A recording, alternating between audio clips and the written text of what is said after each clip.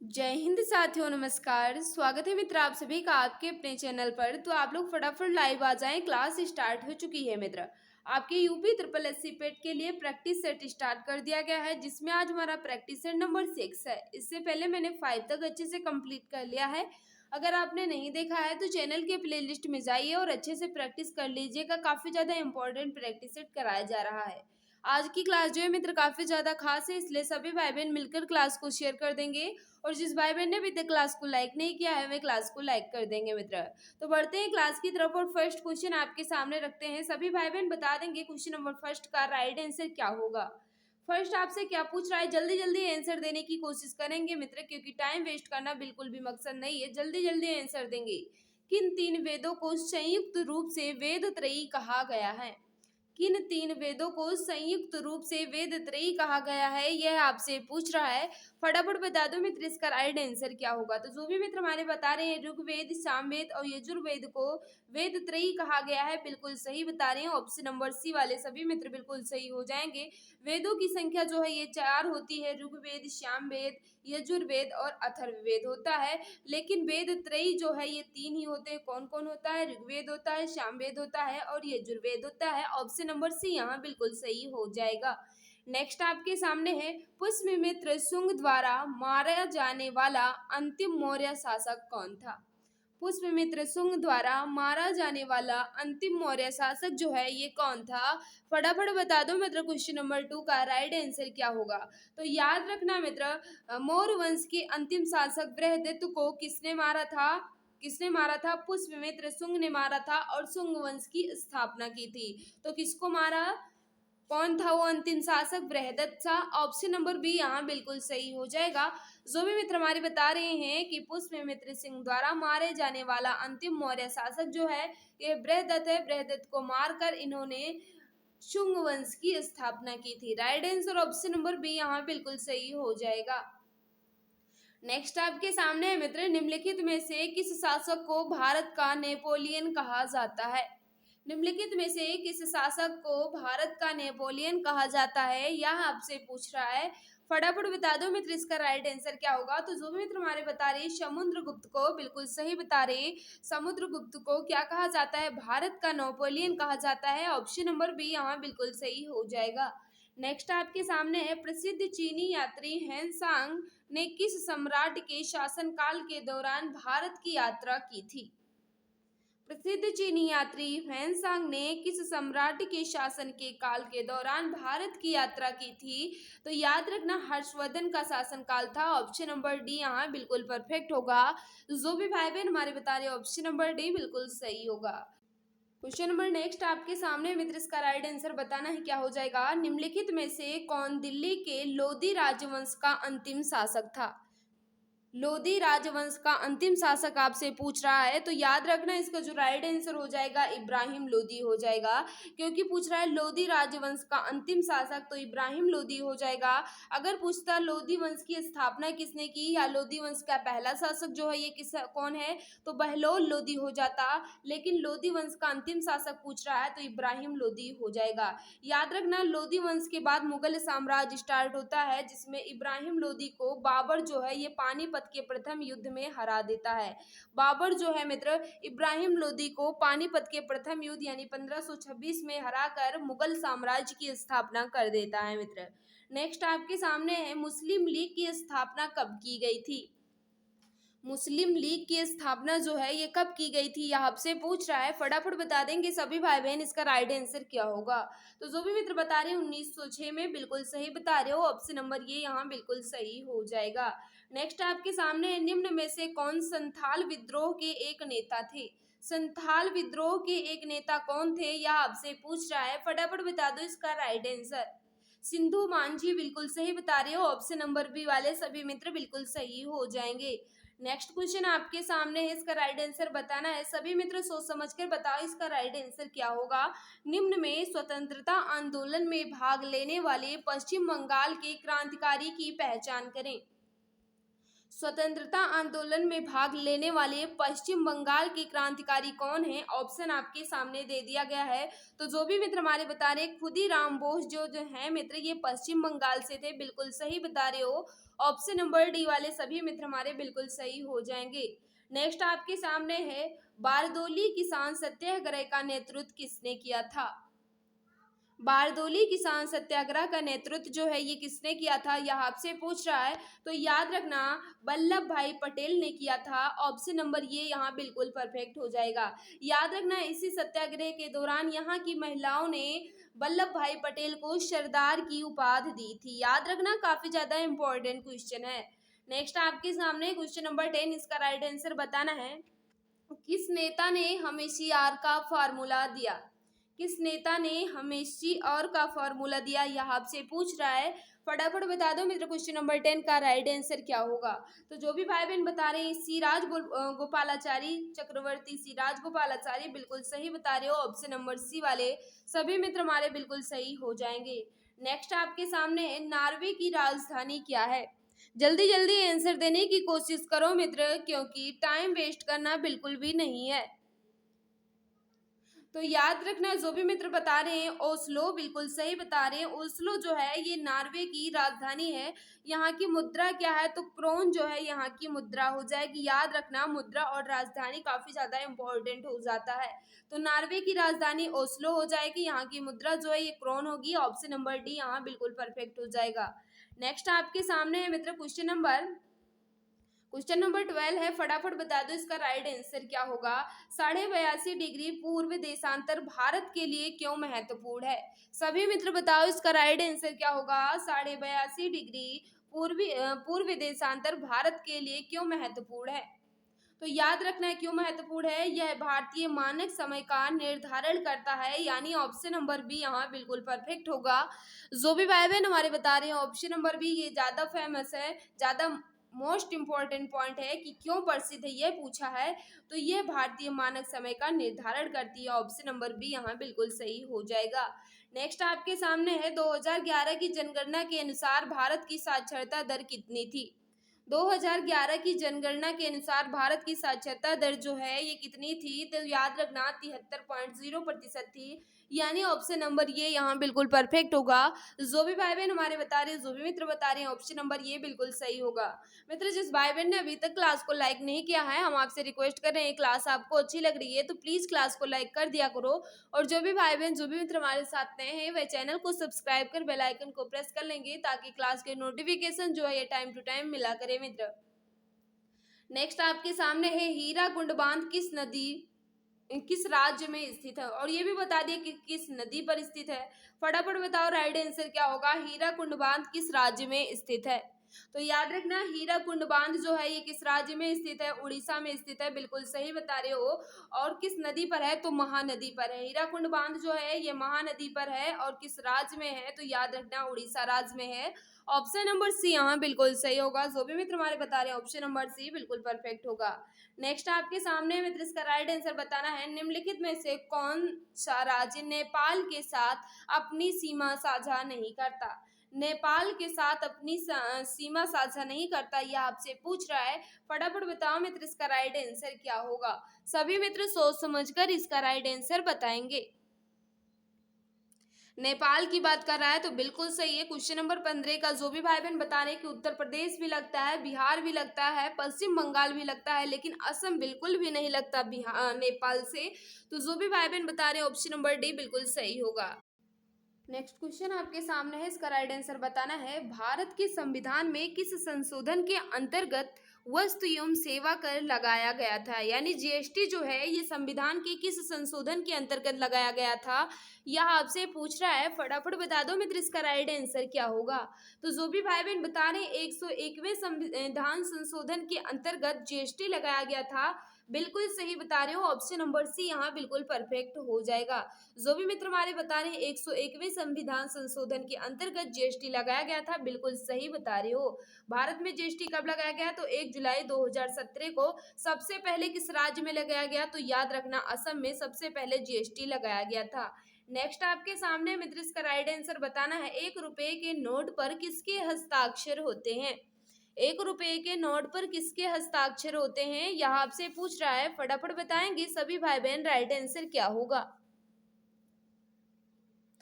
बिल्कुल सही, जो भी भाई बहन बता रहे हैं बिल्कुल सही बता रहे हो। ₹1 के नोट पर किसके हस्ताक्षर होते हैं? जो भी मित्र हमारे बता रहे हैं कि भारतीय वित्त सचिव के हस्ताक्षर होते हैं, बिल्कुल सही बता रहे हो। ₹1 के छोड़कर बाकी पर किसके होते हैं? तो याद रखना, बाकी पर रिजर्व बैंक के गवर्नर का हस्ताक्षर होता है। ₹1 के नोट पर किसका होता है? भारतीय वित्त सचिव के हस्ताक्षर होते हैं। नेक्स्ट आपके सामने है, प्रथम वित्त आयोग के अध्यक्ष कौन थे? प्रथम वित्त आयोग के अध्यक्ष कौन थे? यह आपसे पूछ रहा है, फटाफट बता दो मित्र, इसका राइट आंसर क्या होगा? तो जो भी भाई बहन हमारे बता रहे हैं बिल्कुल सही बता रहे हो। प्रथम वित्त आयोग के अध्यक्ष जो हैं ये केसी नियोगी हैं। ऑप्शन नंबर बी यहाँ बिल्कुल परफेक्ट हो जाएगा। केसी नियोगी जो है मित्र ये प्रथम वित्त आयोग के अध्यक्ष हैं। ऑप्शन नंबर बी यहाँ बिल्कुल सही हो जाएगा। नेक्स्ट आपके सामने है क्वेश्चन नंबर 19, इसका राइट आंसर बताना है, क्या हो जाएगा? पीएमएसबीवाई का विस्तृत रूप क्या है? पीएमएसबीवाई का विस्तृत रूप जो है ये क्या है, यही आपसे पूछ रहा है। फटाफट बता दो इसका राइट आंसर क्या होगा? तो जो भी भाई बहन हमारे बता रहे हैं बिल्कुल सही बता रहे हैं। 19 का जो राइट आंसर हो जाएगा, प्रधानमंत्री सुरक्षा बीमा योजना। क्या हो जाएगा? पीएमएसबीवाई का विस्तृत रूप जो है ये क्या हो जाएगा? प्रधानमंत्री सुरक्षा बीमा योजना। ऑप्शन नंबर ये यहाँ बिल्कुल सही हो जाएगा। नेक्स्ट आपके सामने है मित्र क्वेश्चन नंबर 20, इसका राइट आंसर बताना है। पंडित दीनदयाल उपाध्याय उन्नत कृषि शिक्षा योजना का उद्देश्य क्या है? पंडित दीनदयाल उपाध्याय उन्नत कृषि शिक्षा का उद्देश्य क्या है, यह आपसे पूछ रहा है। फटाफट बता दो इसका राइट आंसर क्या होगा? तो क्वेश्चन नंबर 20 का जो भी भाई बहन बता रहे हैं बिल्कुल सही बता रहे हो। कृषि शिक्षा को बढ़ावा देने के लिए दीनदयाल उपाध्याय उन्नत कृषि शिक्षा योजना चलाई गई थी। ऑप्शन नंबर सी यहाँ बिल्कुल परफेक्ट हो जाएगा। नेक्स्ट आपके सामने मित्र, इसका राइट आंसर बताना है। निम्नलिखित में से किस अनुच्छेद में भारत को इंडिया भी कहा गया है? निम्नलिखित में से किस अनुच्छेद में भारत को इंडिया भी कहा गया है? तो याद रखना, अनुच्छेद 1 में भारत को इंडिया भी कहा गया है। ऑप्शन ये यहाँ बिल्कुल सही हो जाएगा। नेक्स्ट आपके सामने है, किस मौलिक अधिकार के तहत कानून की नज़र में सभी लोग समान हैं? किस मौलिक अधिकार के तहत कानून की नज़र में सभी लोग एक समान हैं? फटाफट बताएंगे सभी भाई बहन, इसका राइट आंसर क्या होगा? कोई भी मित्र इसमें गलती नहीं करेगा, सोच समझ कर बताएंगे। काफी ज्यादा इम्पोर्टेंट क्वेश्चन आपके सामने है। तो जो भी भाई बहन बता रहे हैं बिल्कुल सही बता रहे हो। समता का अधिकार, ऑप्शन नंबर सी यहाँ बिल्कुल सही हो जाएगा। जो भी भाई बहन बता रहे हैं समता का अधिकार या समानता का अधिकार, ये अनुच्छेद 14 से 18 तक है। ये भी याद रखना कि समानता का अधिकार जो है या समता का अधिकार जो है ये 14 से 18 तक है अनुच्छेद में। नेक्स्ट आपके सामने है क्वेश्चन नंबर 23, इसका राइट आंसर बताना है। निम्नलिखित में से कौन भारत के पूर्व राष्ट्रपति हैं? निम्नलिखित में से कौन भारत के पूर्व राष्ट्रपति हैं? तो जो भी मित्र हमारे बता रहे हैं बिल्कुल सही बता रहे हैं, doctor Rajendra Prasad. Option number C यहाँ बिल्कुल सही हो जाएगा। नेक्स्ट आपके सामने है क्वेश्चन नंबर 24, इसका राइट आंसर बताना है, क्या हो जाएगा? लोकसभा स्थगित करने का अधिकार किसे है? लोकसभा स्थगित करने का अधिकार जो है ये किसके पास है? तो याद रखना, इसका अधिकार जो है ये किसके पास होता है? राष्ट्रपति के पास होता है। लोकसभा स्थगित करने का अधिकार जो है ये राष्ट्रपति के पास ही होता है। ऑप्शन नंबर डी यहाँ बिल्कुल सही हो जाएगा। नेक्स्ट आपके सामने है, निम्नलिखित में से किस राज्य ने सर्वप्रथम पंचायती राज अपनाया था? निम्नलिखित में से किस राज्य ने सर्वप्रथम पंचायती राज अपनाया था, यह आपसे पूछ रहा है। क्वेश्चन नंबर 25 आपके सामने है। तो याद रखना, सर्वप्रथम पंचायती राज किसने अपनाया? राजस्थान ने। ऑप्शन नंबर बी यहाँ बिल्कुल सही हो जाएगा। साइंस के क्वेश्चन आ चुके हैं, सभी भाई बहन बताएंगे इसका राइट आंसर क्या होगा। पहले खाली स्थान दिया गया है, दर्पण कारों की हेडलाइट में प्रयोग किया जाता है। कौन सा दर्पण जो है ये कारों के हेडलाइट में प्रयोग किया जाता है, यही आपसे पूछ रहा है। फटाफट बता दो मित्र, इसका राइट आंसर क्या होगा? सोच समझ कर सभी भाई बहन आंसर देंगे। तो याद रखना, अवतल दर्पण का प्रयोग जो है कारों के हेडलाइट में किया जाता है। ऑप्शन नंबर डी यहाँ बिल्कुल सही होगा। जो भी मित्र हमारे बता रहे हैं ऑप्शन नंबर डी बिल्कुल सही हो जाएगा। नेक्स्ट आपके सामने है प्रत्यावर्ती धारा यानी एसी को डीसी यानी दृष्ट धारा में बदलने के लिए किस युक्ति का प्रयोग किया जाता है। तो याद रखना एसी को डीसी में बदलने के लिए रेक्टिफायर का प्रयोग किया जाता है। ऑप्शन नंबर सी यहाँ बिल्कुल सही हो जाएगा। जो भी भाई बहन हमारे बता रहे हैं रेक्टिफायर बिल्कुल सही हो जाएगा मित्र। नेक्स्ट आपके सामने है ठोस कार्बन डाइऑक्साइड को और किस नाम से जानते हैं। ठोस कार्बन डाइऑक्साइड को और हम किस नाम से जानते हैं यही आपसे पूछ रहा है। फटाफट बता दो मित्र इसका राइट आंसर क्या होगा। सभी भाई बहन सोच समझकर इसका राइट आंसर देंगे। तो बिल्कुल सही है। जो भी भाई बहन बता रहे हैं सूखी बर्फ बिल्कुल सही बता रहे हो। ठोस कार्बन डाइऑक्साइड को हम सूखी बर्फ के नाम से भी जानते हैं। ऑप्शन नंबर डी यहाँ बिल्कुल सही होगा। नेक्स्ट आपके सामने है इसका राइट आंसर बताओ क्या हो जाएगा। नेक्स्ट आपके सामने मित्र इसका राइट आंसर बताना है क्या हो जाएगा। शरीर में फिर खाली स्थान दिया गया है कि गंभीर कमी के कारण क्वासी और कोर रोग होता है। किसके कारण होता है यही आपसे पूछ रहा है। फटाफट बता देंगे सभी भाई बहन राइट आंसर क्या होगा। तो याद रखना प्रोटीन की कमी से होता है। ऑप्शन डी यहाँ बिल्कुल सही हो जाएगा। नेक्स्ट आपके सामने है निम्नलिखित में से कौन सा मांसाहारी पादप है। कौन सा मांसाहारी पादप है यह आपसे पूछ रहा है। फटाफट बताओ मित्र इसका राइट आंसर क्या होगा।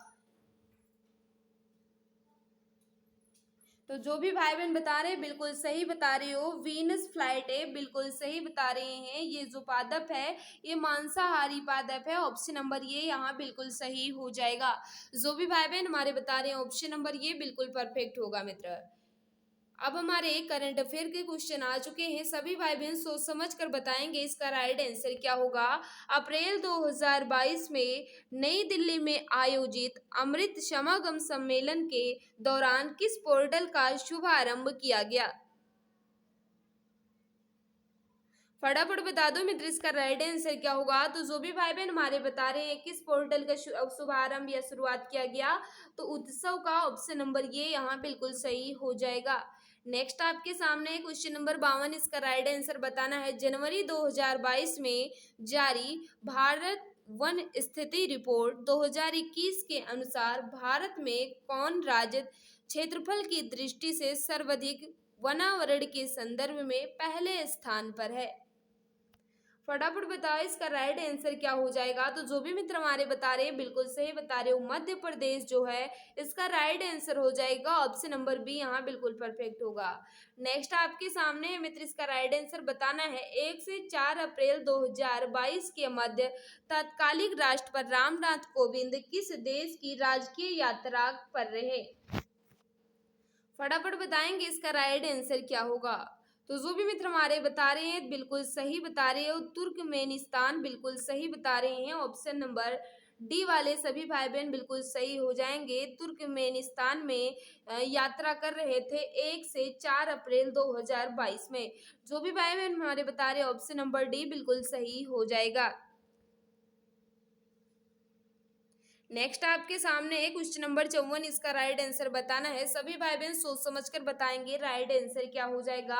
अप्रैल 2022 में Stockholm International Peace Research Institute द्वारा जारी विश्व सैन्य खर्च प्रवृत्ति रिपोर्ट 2021 के अनुसार विश्व के सर्वाधिक सैन्य खर्च वाले देशों में भारत का कौन सा स्थान है। फटाफट बताएंगे क्वेश्चन नंबर 54 का राइट आंसर क्या होगा। सभी मित्र बताओ। तो जो भी भाई बहन हमारे बता रहे हैं तीसरा स्थान है भारत का बिल्कुल सही बता रहे हैं। ऑप्शन नंबर बी वाले बिल्कुल सही हो जाएंगे। नेक्स्ट आपके सामने मित्र इसका राइट आंसर बताना है। क्वेश्चन नंबर 55 है। सभी भाई बहन सोच समझकर बताओ इसका राइट आंसर क्या होगा। बताओ मित्र इसका राइट आंसर क्या होगा। क्या कह रहा है अप्रैल 2022 में किस बैंक ने वित्तीय समावेशन के लिए समाधानों के सहसर्जन तथा नवोन्मेषण के लिए फिनटेक स्टार्टअप समुदाय के साथ सहयोग करने हेतु एक संयुक्त पहल शुरू की गई। कौन सी पहल है। फिनक्लूवेशन लॉन्च किया गया किस बैंक के द्वारा यही आपसे पूछ रहा है। फटाफट बता दो। ये मत समझो कि ये क्वेश्चन जो है ये टफ है एग्जाम में नहीं आएंगे। आ सकता है मित्र इंपॉर्टेंट क्वेश्चन है। फटाफट बताओ इसका राइट आंसर क्या होगा। तो जो भी भाई बहन हमारे बता रहे हैं इंडिया पोस्ट पेमेंट बैंक, बिल्कुल सही बता रहे हो, ऑप्शन नंबर ये यहाँ बिल्कुल सही हो जाएगा। नेक्स्ट आपके सामने इसका राइट आंसर बताओ क्या हो जाएगा। फरवरी 2022 में भारतीय अंतरिक्ष अनुसंधान संगठन यानी इसरो ने ध्रुवीय उपग्रह प्रेक्षण यान PSLV-C52 के माध्यम से किस उपग्रह का सफल परीक्षण किया है, यही आपसे पूछ रहा है। फटाफट बताओ मित्र इसका राइट आंसर क्या होगा। तो जो भी मित्र हमारे बता रहे हैं बिल्कुल सही बता रहे हो, इसका जो राइट आंसर हो जाएगा EOS-04, बिल्कुल सही बता रहे हो, ऑप्शन नंबर सी यहाँ बिल्कुल सही होगा। नेक्स्ट आपके सामने है मित्र, इसका राइट आंसर बताना है।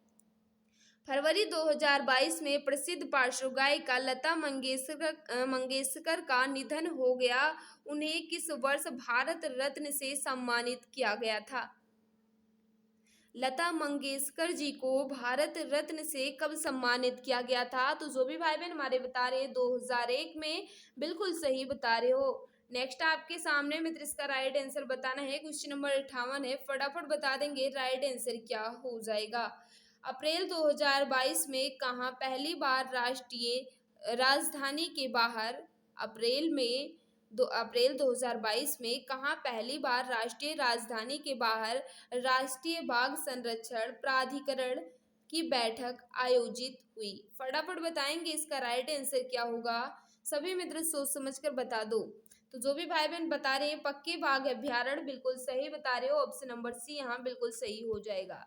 नेक्स्ट आपके सामने एक क्वेश्चन नंबर 59, इसका राइट आंसर बताना है क्या हो जाएगा। सोच समझकर सभी मित्र आंसर देंगे। फरवरी 2022 में केंद्र सरकार द्वारा राष्ट्रीय शिक्षा नीति 2020 और 21-22 की बजट घोषणाओं के अनुरूप वयस्क शिक्षा के लिए शुरू की गई नई योजना नव भारत साक्षरता कार्यक्रम की अवधि क्या है। बताओ इसकी अवधि जो है ये कब से कब तक है। तो जो भी भाई बहन बता रहे हैं बिल्कुल सही, 2022 से 2027 तक, ऑप्शन डी यहाँ बिल्कुल सही हो जाएगा। नेक्स्ट आपके सामने मित्र क्वेश्चन नंबर 60, इसका राइट आंसर बताना है। फरवरी मार्च 2022 के मध्य 5वीं संयुक्त राष्ट्र पर्यावरण सभा 2022 का आयोजन कहाँ किया गया। तो 60 का जो भी भाई बहन बता रहे हैं नैरोबी, बिल्कुल सही बता रहे हो, ऑप्शन बी यहाँ बिल्कुल सही हो जाएगा। नेक्स्ट आपके सामने है डेनमार्क की राजधानी क्या है। डेनमार्क की राजधानी जो है ये क्या है, 61 आपके सामने है, इसका राइट आंसर बताना है क्या हो जाएगा। तो जो भी भाई बहन बता रहे हैं कोपेनहेगन, बिल्कुल सही बता रहे हैं, ऑप्शन नंबर ये यहाँ बिल्कुल परफेक्ट होगा। जो भी भाई बहन हमारे बता रहे हैं ऑप्शन नंबर ये बिल्कुल सही हो जाएगा। भांगड़ा कहाँ का लोक नृत्य है। भांगड़ा जो है ये कहाँ का लोक नृत्य है, यही आपसे पूछ रहा है। फटाफट बता देंगे सभी भाई बहन राइट आंसर क्या होगा। तो जो भी भाई बहन हमारे बता रहे हैं पंजाब, बिल्कुल सही बता रहे हैं। पंजाब का लोक नृत्य जो है ये भांगड़ा है। नेक्स्ट आपके सामने है यूनिसेफ की स्थापना किस वर्ष हुई थी। यूनिसेफ की स्थापना जो है ये किस वर्ष हुई थी, बिल्कुल सही बता रहे हो। जो भी भाई बहन हमारे बता रहे हैं 1946, बिल्कुल सही बता रहे हो। यूनिसेफ की स्थापना जो है 1946 में ही हुई थी। इसका मुख्यालय जो है ये कहाँ है, तो न्यूयॉर्क में इसका मुख्यालय है। नेक्स्ट आपके सामने है क्वेश्चन नंबर 64, इसका राइट आंसर बताना है। निम्नलिखित में से भारत का सर्वोच्च नागरिक पुरस्कार कौन सा है। भारत का सर्वोच्च नागरिक पुरस्कार जो है ये कौन सा है, तो भारत रत्न है, ऑप्शन नंबर ये यहाँ बिल्कुल सही होगा। नेक्स्ट आपके सामने है रूमी दरवाजा कहाँ स्थित है। रूमी दरवाजा कहाँ स्थित है यह आपसे पूछ रहा है। फटाफट बता दो इसका राइट आंसर क्या होगा। तो याद रखना जो भी भाई बहन बता रहे हैं लखनऊ, हमारे उत्तर प्रदेश के लखनऊ में रूमी दरवाजा स्थित है, बिल्कुल सही बता रहे हो। किसने बनवाया था, तो याद रखना आसफउद्दौला बनवाया था। आसफउद्दौला ने इसे बनवाया था। काफी ज्यादा इंपॉर्टेंट क्वेश्चन आपके सामने है मित्र। नेक्स्ट आपके सामने है क्वेश्चन नंबर 66, इसका राइट आंसर बताना है। रामनाथ गोयनका पुरस्कार किस क्षेत्र में योगदान के लिए प्रदान किया जाता है। रामनाथ गोयनका पुरस्कार किस क्षेत्र के योगदान के लिए प्रदान किया जाता है, यह आपसे पूछ रहा है। तो याद रखना पत्रकारिता के क्षेत्र में प्रदान किया जाता है, ऑप्शन नंबर बी यहाँ बिल्कुल सही हो जाएगा। पुस्तक गोल्डन बॉय नीरज चोपड़ा के लेखक कौन है। पुस्तक गोल्डन बॉय नीरज चोपड़ा के लेखक कौन है, यह आपसे पूछ रहा है। क्वेश्चन नंबर 67 आपके सामने है। सभी मित्र सोच समझकर बताएंगे इसका राइट आंसर क्या होगा। तो जो भी भाई बहन बता रहे हैं नवदीप सिंह गिल, बिल्कुल सही बता रहे हो। ऑप्शन नंबर डी यहाँ बिल्कुल सही हो जाएगा। नवदीप सिंह गिल की पुस्तक जो है ये कौन है, golden boy Neeraj Chopra. Option number D यहाँ बिल्कुल सही होगा। नेक्स्ट आपके सामने है, इसका राइट आंसर बताना है। सभी मित्र सोच समझकर इसका राइट आंसर बताएंगे। मई 2022 में संपन्न हुई राष्ट्रीय फुटबॉल चैंपियनशिप हीरो संतोष ट्रॉफी 2021-22 का खिताब किस टीम ने जीता है। तो जो भी भाई बहन बता रहे हैं बिल्कुल सही बता रहे हो। 68 का जो राइट आंसर हो जाएगा केरल ने जीता है। ऑप्शन नंबर बी यहाँ बिल्कुल सही होगा। नेक्स्ट आपके सामने है, मिस वर्ल्ड 2021 का खिताब किसने जीता है। 2021 की बात की जा रही है, यहाँ मिस वर्ल्ड 2021 का खिताब किसने जीता है। सभी भाई बहन बता देंगे इसका राइट आंसर क्या होगा। तो जो भी भाई बहन बता रहे हैं कैरोलिना विलावस्का, बिल्कुल सही बता रहे हैं। ऑप्शन नंबर सी यहाँ बिल्कुल सही हो जाएंगे। ये किस देश की हैं, तो पोलैंड की हैं। ये भी याद रखना, काफी ज्यादा इंपॉर्टेंट है मित्र। नेक्स्ट क्वेश्चन आपके सामने है, क्वेश्चन नंबर 70, इसका राइट आंसर बताना है। राष्ट्रीय वन्यजीव बोर्ड की अस्थायी समिति की 67वीं बैठक में प्रतिवर्ष किस तिथि को राष्ट्रीय डॉल्फिन दिवस मनाए जाने की घोषणा की गई है। राष्ट्रीय डॉल्फिन दिवस किस दिन मनाए जाने की घोषणा की गई है, यह आपसे पूछ रहा है। क्वेश्चन नंबर 70 आपके सामने है। सभी मित्र बताएंगे इसका राइट आंसर क्या होगा। तो जो भी भाई बहन हमारे बता रहे हैं ऑप्शन नंबर डी बिल्कुल सही हो जाएगा। 5 अक्टूबर को राष्ट्रीय डॉल्फिन दिवस के रूप में मनाया जाएगा। जो भी भाई बहन हमारे बता रहे हैं ऑप्शन नंबर डी बिल्कुल सही हो जाएगा। ये रहे मित्र आपके आंसर। इसकी पीडीएफ जो है हमारे टेलीग्राम चैनल एग्जाम गुरुजी बाय अरविंद सर पर मिल जाएगी। वहां जाकर आप इसकी पीडीएफ ले लीजिएगा, या आप हमारे व्हाट्सएप ग्रुप से हैं तो वहां भी आपको ये पीडीएफ दे दी जाएगी। जहां जहां आप बच्चे जुड़े हैं तहाँ सभी जहां पे पीडीएफ दी जाती है। तो मित्र आज की क्लास जो है आपको कैसी लगी, 50 क्वेश्चन में आपका स्कोर कितना रहा, कमेंट बॉक्स में जरूर बताना। और जिस भाई बहन ने अभी तक क्लास को लाइक नहीं किया, हमें क्लास को लाइक कर देंगे। और जो भी भाई बहन जो भी मित्र हमारे साथ नए हैं, मैं चैनल को सब्सक्राइब कर बेल आइकन को प्रेस कर लेंगे, ताकि क्लास की नोटिफिकेशन जो है टाइम टू टाइम मिला करे। आज की क्लास आपको कैसी लगी कमेंट बॉक्स में जरूर बताना।